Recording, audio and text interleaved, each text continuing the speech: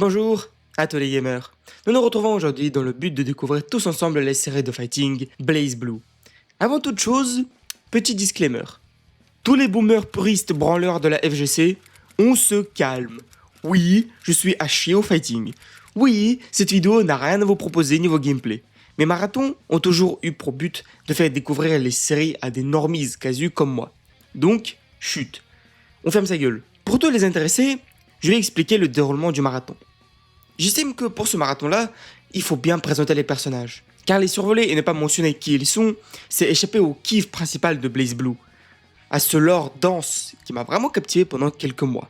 Donc oui, beaucoup de temps sera consacré aux personnages. Dans les premières vidéos, je prendrai chaque jeu dans l'ordre chronologique. Je parlerai du ressenti niveau gameplay, musique, visuel, mode de jeu, etc. Et je donnerai qu'un petit contexte au jeu. Car je vais expliquer l'histoire complète de BlazBlue dans la seconde partie, en détail, en essayant de la rendre compréhensible. Donc, il y a des personnages, événements, notions que je n'ai pas abordés pour ne pas vous embrouiller. J'ai décidé de faire comme ça, vu que lorsque je jouais au jeu, et qu'il était temps d'analyser l'histoire, on m'a dit qu'il y avait pas mal de réécriture dans le jeu. Du coup, j'y ai pas trop prêté attention. Mais après j'ai compris que c'est pas juste une réécriture. C'est-à-dire que dans un jeu, on va te dire que l'événement A est arrivé à cause de l'événement B, et dans le prochain, on te dit que ouais, en fait A est arrivé à cause de B, C et D, et en même temps il y a eu E. Et à cause de ça, l'histoire est fracturée en morceaux, et il n'y a rien de plus simple que de s'y perdre. Mais j'ai essayé de faire de mon mieux pour la rendre compréhensible. Bref, chaque chose en son temps. Avant de parler de quoi que ce soit, il faudrait déjà savoir comment est né BlazBlue. La franchise BlazBlue a commencé son développement en 2005 par notre très cher Arc System Works, le créateur de Guilty Gear. A la base, BlazBlue était prévu comme un RPG japonais, mais ça ne s'est pas fait. La raison partait du fait que Sega possédait les droits sur Guilty Gear, pendant que Arc 6 n'avait que les droits de production. Et Sega, ouais, n'avait plus rien à branler de financer un fighting. Vu qu'il venait de passer par des flops monumentaux et dépenser de l'argent dedans, énorme flemme, en sachant que Guilty Gear, ça n'apporte pas tant d'argent que ça. Mais Guilty Gear était un projet extrêmement personnel pour son créateur, Daisuke Ishiwatari, qui a énormément travaillé dessus. Il a fait l'histoire, la musique, les designs, bro, il a même fait la voix du protagoniste. 覚悟はできてんのか？ Vous imaginez donc à quel point perdre son bébé était un coup dur. Alors, pour contester, Arc 6, accompagné de Toshimichi Mori, ont décidé de complètement changer leur idée originale et faire un fighting en 2D. Et rappelez-vous de ça, que de base, ça devait être un JRPG. Vu que BlazBlue conserve ce concept d'une très longue histoire avec le plot principal et histoire secondaire. D'ailleurs, c'était aussi une décision marketing, vu qu'Arc 6 ont décidé de faire un truc osé à leur époque. Ça ne faut pas s'étonner que je dise 2005 et 2D. À l'époque, tous les devs sans exception choisissaient la 3D, vu qu'on estimait que c'était la fin de le 2D. Pour le nom, ils ont salement galéré. La première idée était Blue Blood, vu que l'équipe s'était dit qu'il faudrait se distinguer du style rouge de Guilty Gear. Mais Blue Blood, c'est plus la merde. Ils sont passés par Vegatrion, The Blue Blood, jusqu'à Riot Blue, Calamity Trigger. Mais quel hasard! Seulement 2 jours avant le lancement des bornes d'arcade, il a eu un doute sur de potentiels problèmes liés aux droits d'auteur avec ce titre. Donc, ils ont opté pour BlazBlue. C'est donc ainsi qu'en 2008 sort BlazBlue Calamity Trigger.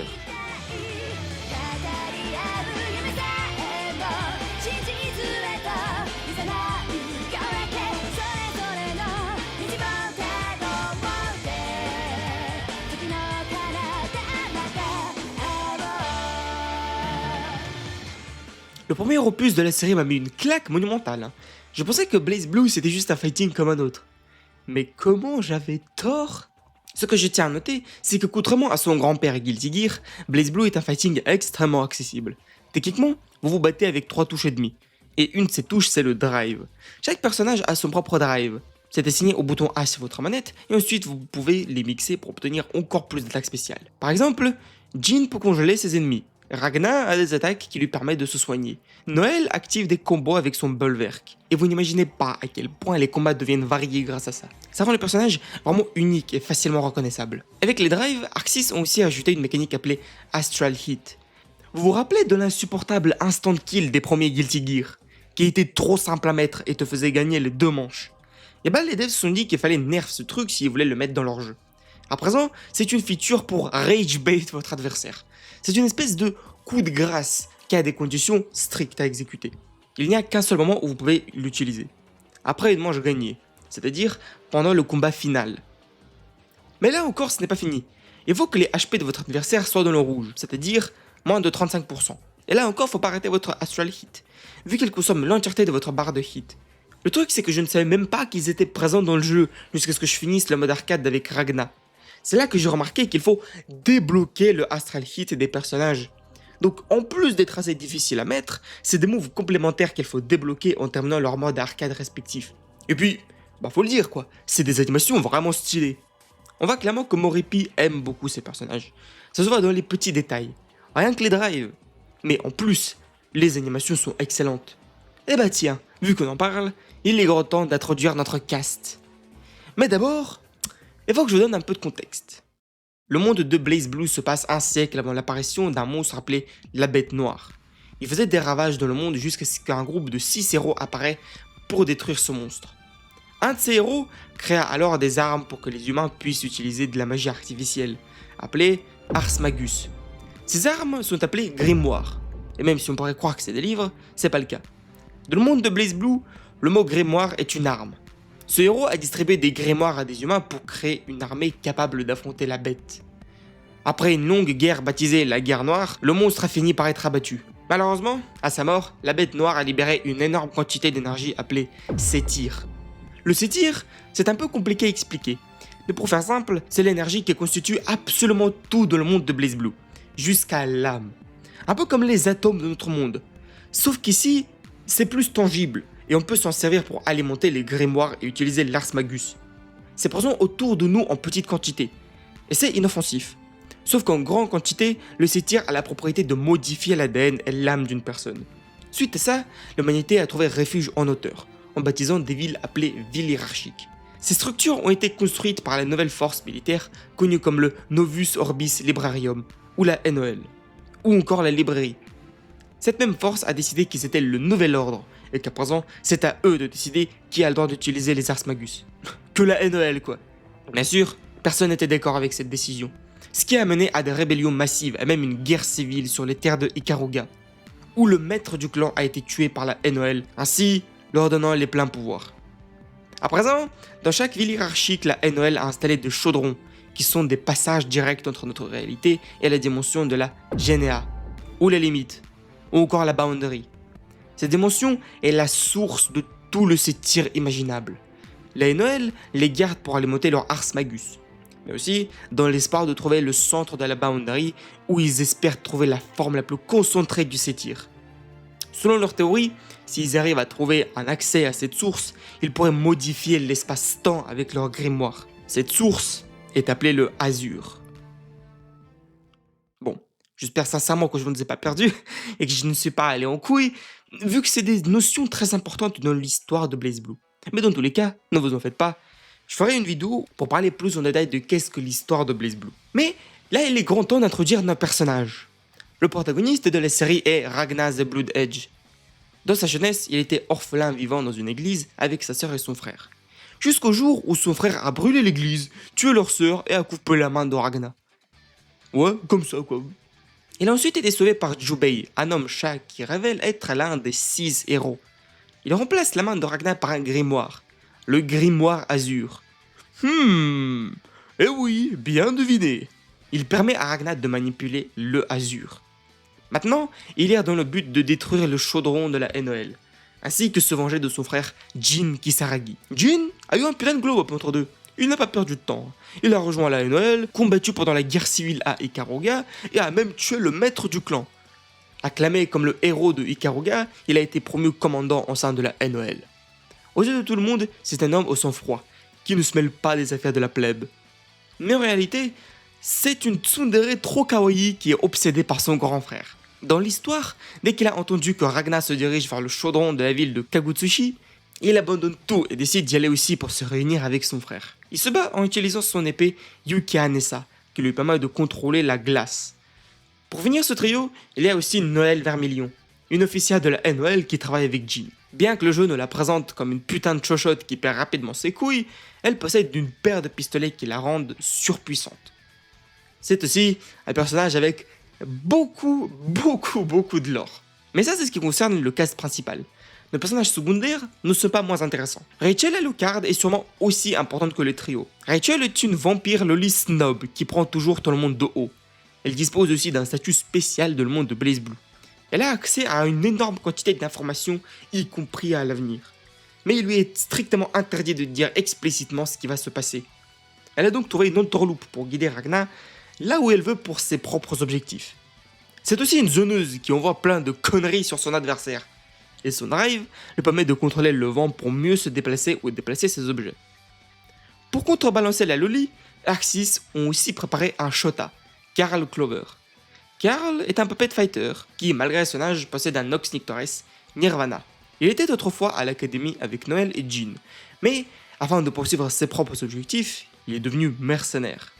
Le grappleur du jeu, c'est Iron Tiger ou le Red Devil. Et putain, son pseudo est totalement mérité. Il dégage cette vibe de professionnel, qui n'a rien à reprocher aux autres et qui fait juste son travail. Il est extrêmement stoïque et fidèle à sa maîtresse, Kokonoe, la leader d'un groupe de scientifiques appelé Sector 7. Le rôle de la MILF est tombé sur Lychee Fei-Ling, qui elle aussi occupe un poste chez Sector 7, mais garde cette info secrète et prétend être juste un médecin. Son objectif est étroitement lié avec notre prochain personnage, Arakune, boule de cum abstraite que Lychee veut soigner. Arakune est un énorme fils de pute. Pas parce que c'est un homme mauvais, non, il est juste insupportable à jouer contre. Il ne mérite même pas que je le présente, ce fils de pute. Va te faire enculer. Parlons plutôt de Bang Shishigami, le ninja au cœur pur, qui consacre sa vie à aider les survivants de Ikaruga. C'est la même Bang qui a été élève du leader de clan de Ikaruga. Et malgré sa haine envers Jin Kisaragi, il rejette le chemin de la vengeance pour suivre les paroles de son maître déchu. Ça, c'est quelqu'un de respectable. Voilà, nique ta mère, Arakune. Dans son arsenal, il a plein d'outils de ninja, mais il dispose aussi d'un système de Burning Heart. En effectuant des attaques drive, vous gagnez des points de bravoure, qui ensuite vous permettent d'utiliser des attaques dévastatrices. Ensuite, il y a Tao Kaka. Elle fait partie du clan Kaka. Trop drôle, mec.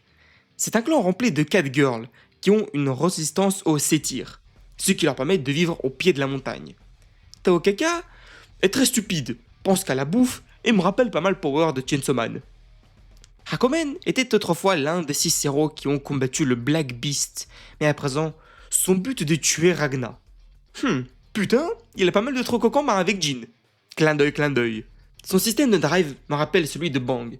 Vous avez un système de saut qu'il faut charger en infligeant des dégâts. L'utilisation d'attaques spéciales ainsi que de vos ults nécessite ces mêmes sauts. Et pour finir, le boss final du jeu est Nu 13. Elle fait partie des Murakumo Unit, des androïdes faits pour explorer le Boundary, dans l'espoir de trouver le Azur. Elle ne montre aucune émotion jusqu'à ce qu'elle rencontre Ragna et devient une fangirl obsédée avec lui. C'est aussi la plus grosse zoneuse que j'ai vue dans l'histoire du jeu vidéo. Voici donc notre roster de personnages pour BlazBlue Calamity Trigger. Et je vous préviens qu'il est tout à fait possible de kiffer ces personnages sans connaître les montagnes de l'or qu'il y a derrière eux. Vous n'avez pas non plus besoin de jouer en mode histoire pour saisir les liens entre les personnages, car c'est reflété dans le gameplay. Ça part de petits trucs à la con comme les phrases que les personnages échangent, jusqu'aux animations au début de combat. Rachel, par exemple, c'est une princesse vampire qui possède 2 sbires. Dans l'histoire, elle se présente comme quelqu'un d'arrogant, donc il est tout à fait normal que c'est ces sbires qui prennent les coups à sa place. Et dans l'histoire, on voit bien qu'elle les traite comme des commodités. De l'autre côté, Bang Shishigami, qui est une énorme ref à Kamen Rider, a le droit à son propre thème de héros qui s'active quand on active son ult. Toute cette attention ajoutée au drive rend le gameplay tellement varié qu'on veut jouer tout le monde, juste pour découvrir pourquoi tel ou tel personnage est spécial. Par rapport aux arènes, je peux dire qu'ils sont très variés, très belles et reflètent bien l'esprit de tel ou tel personnage, que ce soit la NOL ou le village de Tao Kaka. C'est de la 3D qu'ils ont render pour en faire de la 2D. Et je trouve que ça a son charme et ne gâche pas la vue. D'ailleurs, par rapport aux voix, je veux bien ajouter que le travail est excellent. Non seulement pour les doubleurs japonais, mais aussi les doubleurs anglais. De base, ça me cringe de jouer en anglais. Je trouve que les acteurs n'ont pas la même manière de livrer une phrase. Mais pour BlazBlue, ils m'ont agréablement surpris. Tout le monde a fait un excellent travail, mais Lily fait bien ressortir ce côté snob et hautain de Rachel. Jamison Price, qui fait la voix de Tiger, montre bien son professionnalisme. Mais celui qui mérite des applaudissements, c'est le doubleur de Jin, David Vincent. But I'm so happy. I get to kill you again! Wait! Let go of my brother! You bitch! You bitch! Il y a un petit détail que j'ai appris là maintenant en cherchant le nom des doubleurs. C'est qu'ils ont été changés pour Bang Shishigami et Rachel Alucard. Taste the iron fist of justice! Repent for your sins! Do not worry, kitten. Bang Shishigami is here. Everything is going to be all right. Master, let my spirit reach you for love and justice! Phoenix! Attention! J'ai même pas remarqué le changement d'acteur tellement le travail est masterclass. Le meilleur moyen de complètement apprécier leur performance, c'est dans le mode histoire. Déjà, ce que je peux dire, c'est que ce n'est pas un mode histoire classique. Ici, chaque personnage a sa propre histoire. Mais vous pouvez dévier de l'histoire principale en effectuant certaines actions. Mais vous pouvez aussi changer la fin en perdant certains combats, ou en battant votre adversaire avec les ults. Ce qui fait que chaque personnage a 3 fins possibles. La mauvaise fin, la vraie fin, et la fin ironique. Pour la mauvaise fin et la vraie fin, c'est assez simple, perdre ou gagner. Mais la fin ironique, c'est un peu différent. En gros, c'est des conneries filler qui n'ont absolument rien à voir avec l'histoire principale. Et c'est pas un scénario de type What If. Non, ça n'a absolument rien à voir. Pour vous donner une idée, si lors de la campagne de Noël vous perdez contre Tiger, vous allez vous faire poursuivre par Litchi parce qu'elle voudra vous faire essayer de tenue. Et chaque personnage a sa propre route remplie de conneries. Mais vous savez c'est quoi le pire? Chacune de ces fins contient des petits détails micro-pénis qui vont vous aider à comprendre ces personnages. Et le pire, c'est que vous voudrez faire ces fins. Parce que compléter l'histoire d'un personnage va révéler plus sur d'autres. Par exemple, si vous faites l'histoire de Ragna, et bah c'est logique que vous vouliez faire l'histoire de Jin pour comprendre pourquoi il veut tuer Ragna. Mais en faisant l'histoire de Jin, vous verrez que Noël est en train d'essayer de ramener Jin à la Noël. Mais pourquoi? Donc en faisant l'histoire de Noël, vous ferez celle de Rachel. Et c'est comme ça que vous finirez par toutes les faire parce que c'est juste intéressant. Chaque fin débloquée fait monter la complétion du personnage. Mais pour avoir le 100%, ça suffit pas de juste faire toutes les fins. Non, non, non, non. Il faut faire toutes les fins, gagner et perdre tous les combats. Pourquoi vous ferez tout ça?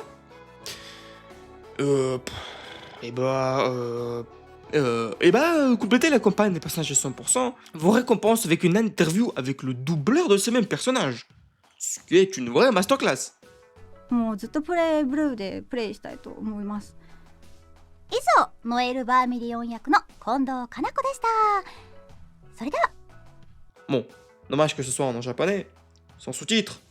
Mais au moins j'ai une récompense. T'as des fighting qui te donnent rien. Hein. En parlant de contenu additionnel, pour aider les nouveaux qui sont perdus dans l'histoire, Arxis ont fait un mode qui s'appelle Éduque-moi Miss Litchi. En gros, c'est censé nous expliquer certains termes comme le sétir ou les villes hiérarchiques. À travers des sketchs, Litchi et Teokaka rencontrent de nombreux personnages. Ça a clairement son charme, mais je suis désolé, le ratio d'information est incomparable. Pour 1 minute d'information, on a genre 10-15 minutes de yapping. Qu'est-ce que je n'ai à foutre de savoir que la pote à Noël a grimpé dans un arbre? Allez vous faire foutre! Maintenant que vous avez fini la campagne de chaque personnage en moins une fois, vous débloquez l'accès à la véritable fin. La véritable fin que j'ai pas compris. Trop de persos et pas assez d'explications. Et c'était vraiment audacieux de finir leur premier jeu de la licence BlazBlue sur un To Be Continued. Vu qu'ils ne savaient pas si le jeu allait percer ou pas. Mais ils ont percé! Et ils ont percé de ouf! Et comment c'est possible? Un putain de jeu 2D en 2008? C'est de la folie, genre qu'est-ce qu'on en a à foutre de la 2D en 2008? Tout le monde est déjà passé à la 3D. Get on time, Hunk. Le truc c'est qu'en 2008 est sorti Street Fighter 4. Un retour au combat 2D. Et c'était un banger. Ce jeu, à lui tout seul, a remonté l'intérêt envers les jeux 2D. C'est donc comme ça que BlazBlue a explosé en vente. En 3 ans, BlazBlue Calamity Trigger a vendu 1 700 000 copies. Dit comme ça, c'est pas énorme, mais ici on parle de Arc System Works. Et Calamity Trigger, c'était leur plus gros succès commercial. Pour vous donner un ordre d'idée, Calamity Trigger a vendu plus de copies que toutes les versions de Guilty Gear X ensemble. Et il y a une chier de versions. Leur jeu précédent, Guilty Gear Accent Core Plus, a vendu 40 000 copies dans son ensemble. BlazBlue a vendu 60 000 copies en un mois. Ce succès énorme était suffisant pour que Arxis ouvre le champagne et commence à travailler sur la suite.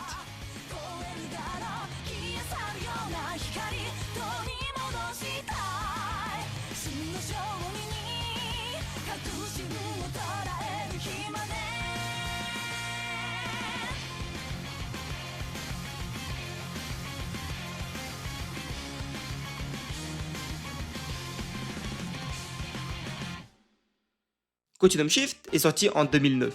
C'est-à-dire un an après Calamity Trigger. C'est vraiment une dinguerie à quel point ils ont sorti ce jeu rapidement. Mais ça, c'est grâce à la magie des assets réutilisés. L'équipe de Moripi s'est dit que ça ne servait à rien de refaire de nouveaux sprites, et qu'il faudrait plutôt se concentrer sur l'équilibrage de personnages et l'ajout de nouveaux contenus. Et c'est une excellente stratégie. Une telle optimisation dans leur travail leur a permis de sortir d'excellents jeux en un temps record. L'une de ces mécaniques qui a été équilibrée, c'est le Astral Hit. Maintenant, il peut être utilisé à n'importe quelle manche, pas juste la dernière. Mais pour contrebalancer ça, il y a encore plus de restrictions. L'ajout supplémentaire est la barre de burst, qui marche analogiquement à Guilty Gear. Pour réaliser votre Astral Hit, il faut toute la barre de hit chargée, votre barre de burst chargée, et bien sûr que les HP de l'adversaire soient en dessous de 35%. Si tu rates, tu perds ta barre de burst et ta barre de hit, mais à la manche d'après, le burst sera rechargé. Je trouve que c'est le parfait équilibre, parce que avant le Astral Hit c'était juste un Fatality. Maintenant c'est plus proche des instant kills des Guilty Gear Xrd, que vous pouvez utiliser plus souvent. Sinon, les autres personnages ont eu du nerf et des buffs. On s'en branle en vrai. Le plus important je trouve, c'est l'arrivée de nouveaux arrivants. Notre roster s'agrandit avec l'arrivée de Tsubaki Yayoi, ma waifu et la camarade de classe de Noël et Jin. Issue de la famille noble Yayoi, elle est devenue lieutenant de la division 0 des ailes de jugement, au sein de la NOL. Les ailes de jugement sont sous les ordres directs de l'Imperator. C'est qui l'Imperator? Je sais pas, le jeu y dit pas, donc on va faire genre on sait. Leur but, c'est de faire le ménage parmi les criminels, les déserteurs et les traîtres. À cause de ça, tous les membres des ailes du jugement sont mal vus par les membres de la NOL. Et Tsubaki en souffre pas mal. En sa possession, elle a l'arme de sa famille, Izayoi, qui permet de trancher la lumière. Son gameplay tourne pas mal autour de ça, des prières qu'elle charge pour utiliser ses attaques spéciales. Ses combos sont ultra faciles à mettre, ce qui fait d'elle un excellent personnage pour les débutants. Et aussi je l'aime. La deuxième amie de Noël et Jin, c'est Makoto Nanaya. Après les études, elle devient lieutenant de le renseignement de la NOL. Mais assez vite, elle révèle son double rôle en tant qu'agent infiltré de Sector 7. Visuellement, elle se distingue avec son apparence d'écureuil. Tout comme Jubei, c'est une demi-humaine. On a déjà pu la voir dans Calamity Trigger en tant que comic relief. Elle a gardé cette nature hyperactive qui se transmet bien dans son gameplay. Toutes ses attaques sont remplies de cette espèce d'énergie débordante. Il y a tellement de personnalité dans ses attaques. Même si je suis pas fan de son gameplay, ça reste un personnage favori des fans. Ça tape dans tous les sens, c'est rapide et agressif, elle vole de partout. Franchement, j'aime bien le délire. Je like et je m'abonne. Et aussi il a de gros niba. Ensuite, il y a ma main, Platinum The Trinity, une magical girl avec un corps artificiel qui abrite 3 âmes. L'âme d'une petite fille vulgaire et agressive Luna, qui fait pas mal de blagues sur Shut your pie hole, you mouth-breathing pedophile! What the hell? Where do you get off calling me a pedophile? Un garçon timide et poli, c'est là, est l'âme de l'une des 6 héros, dis-toi, hein, Trinity Glassfield. Elle est aussi en possession d'un Nox Lictores capable de créer de la matière, Muchurine. Elle est très fun à jouer en raison de son pattern random qui tourne autour des objets qu'elle peut manifester. Même si elle est toujours bottom dans les tirs, je m'en fous parce qu'elle est fun. Parce que c'est ça le vrai esprit des fighting, les gars. S'amuser. Un autre membre des 6 héros a rejoint l'équipe. C'est Valkenhayn, qui était au service de la famille Alucard, et maintenant travaille pour Rachel. Il peut se transformer en loup pendant ses combats. C'est un vrai moustique ce fils de pute. Dans sa forme de loup, il est trop dur à toucher. Hazama, capitaine de renseignement de la NOL, apparaît pour la première fois dans la campagne de Noël dans Calamity Trigger. Dès le début, ce fut un allié ambigu, mais il finit par révéler sa vraie nature agressive et cruelle. Et ce connard joue un putain de rôle dans le jeu. Donc ne l'oubliez pas. Honnêtement, je déteste son gameplay. J'ai jamais compris comment le jouer et je n'ai jamais voulu apprendre dans tous les cas. Son associé a aussi rejoint la bataille, Relius Clover. Un autre puppet fighter qui... Clover? Relius Clover. Relius Clover, père de Carl Clover, ainsi que génie alchimiste de la NOL. Relius est un homme particulier. Après un malheureux accident où Relius est tombé dans la Boundary, Relius est resté piégé dans cette dimension pendant des années. Ainsi, il a découvert que dans chaque personne, il existe une âme, la vraie nature de toute personne. Cette révélation a complètement changé sa vision du monde. À présent, les humains ne sont pas des humains, mais juste des carcasses qui abritent des âmes. il ne ressent aucune sympathie envers eux. Pour lui, ce n'est que des ensembles de données pour ses recherches scientifiques. Y compris sa femme et ses enfants. Sa marionnette, qu'il appelle Ignis, n'est personne d'autre que sa femme. Et le Nox Nictoris Nirvana de Karl, c'est sa fille. Ouais, ce mec se présente comme un énorme fils de pute dès le début du jeu. Et pour finir, il y a Mu 12, Kusanagi, Godslayer, le successeur de l'Azur. Elle possède le Nox Nictoris Lux Sanctus Murakumo, la lame capable de tuer des dieux. Dans son gameplay, c'est une zoneuse qui ressemble pas mal à Nu 13. Pas vraiment intéressant au niveau gameplay, mais c'est un personnage étroitement lié avec le lore. Et un autre personnage qu'on verra plus tard. Le cast s'agrandit avec des personnages très importants. Franchement, ils ont bien choisi ces personnages. Entre les deux membres de Six Hero, les deux antagonistes majeurs, les deux potes de Jin et Noël, il y a vraiment de quoi faire progresser l'histoire. Et pas dans tous les sens comme a fait Calamity Trigger, mais donner une direction plus compréhensible. Et c'est ce qui s'est passé. Beaucoup de cartes se révèlent, des antagonistes émergent, les camps changent, et on apprend beaucoup plus sur certains personnages. Le jeu est devenu juste 1000 fois plus intéressant. Analogiquement à Calamity Trigger, chaque personnage a sa propre voix.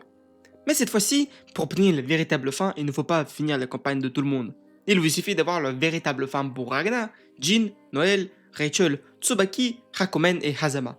Ça peut paraître beaucoup, mais croyez-moi, c'est assez intéressant pour le faire. Surtout que ces histoires se réunissent en une campagne liée. Et si vous voulez avoir toute l'histoire et toute l'image complète, eh ben il faut le faire quoi. Clairement, c'est Continuum Shift qui a posé la base de l'intonation qu'a pris le jeu. Bon, ça concerne aussi les fins ironiques. L'une des blagues que Moripi adore faire, c'est sur les nibards. Boobs are the foundation society is built upon. Boobs equal power. Putain, ce jeu adore les seins quoi.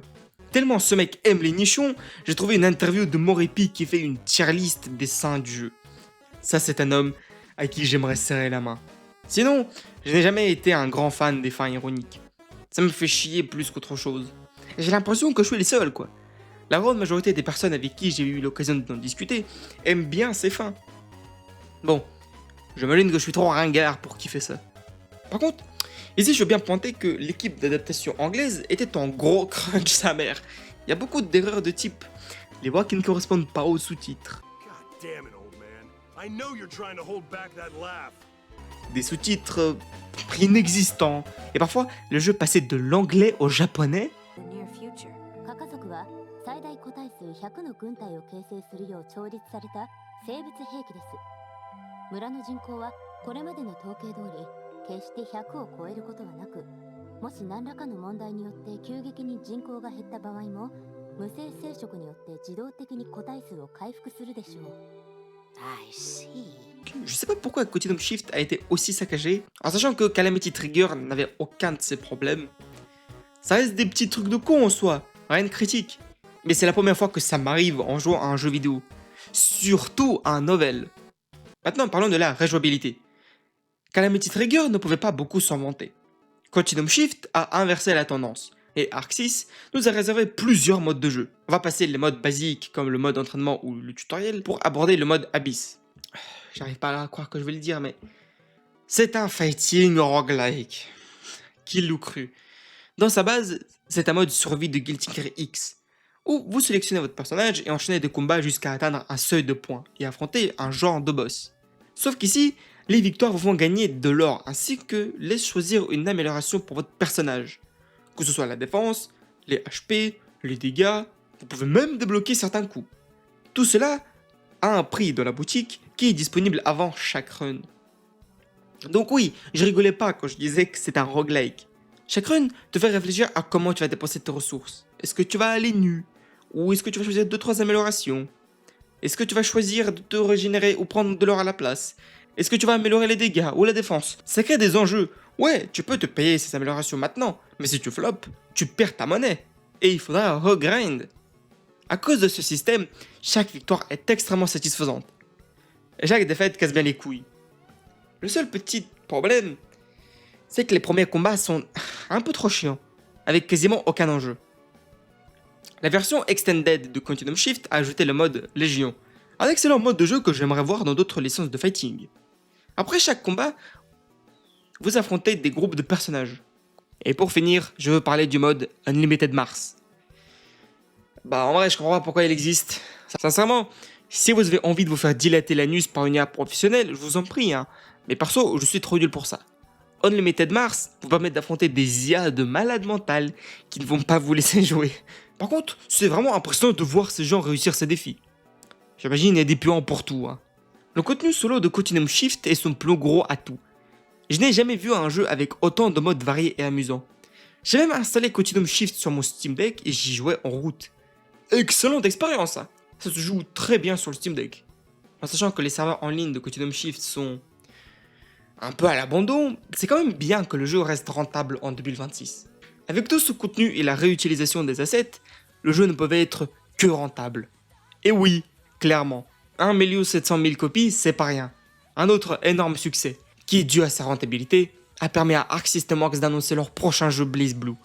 Leur projet le plus ambitieux à ce jour, qu'on verra dans la prochaine vidéo. J'espère que cette vidéo vous a plu.